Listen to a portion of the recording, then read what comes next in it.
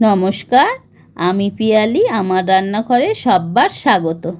আজ বানাবো handi chicken. Handi chicken বানানোর জন্য আমি একটা মাটির হাঁড়ি নিয়ে নিয়েছি। এবার এতে একে একে পেঁয়াজ কুচি, আলু, টমেটো, কাঁচা লঙ্কা, আদা রসুন বাটা আর একটা গোটা রসুন, মাংস সব কিছু হাঁড়িতে দিয়ে দিলাম। এবার দিয়ে দেবো টক দই। টক দই আমি দিয়েছি 150 গ্রাম মতো।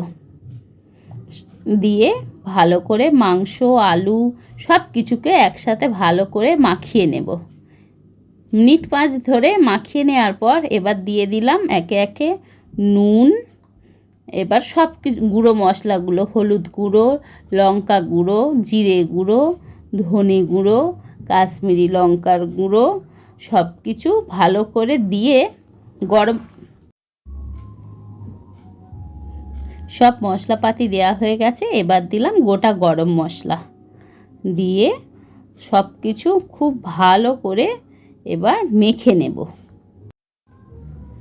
এবার দিয়ে দেব ওপর থেকে 3 চামচ মতো সর্ষের তেল আর দিলাম স্বাদের জন্য অল্প একটু চিনি। এবার ভালো করে মেখে আধ বাটি মতো জল দিয়ে সিল করে হাঁড়ির মুখটাকে 20 মিনিট মতো গ্যাসে বসিয়ে দিলাম। 20 মিনিট হয়ে গেছে। এবার আমি ওপর থেকে 1 চামচ গরম মশলা দিয়ে নামিয়ে দিলাম। এবার তৈরি হয়ে গেল আমার হান্ডি চিকেন। আমার চ্যানেলটিকে যদি ভালো লেগে থাকে তাহলে লাইক, শেয়ার, সাবস্ক্রাইব অবশ্যই করবেন। ধন্যবাদ।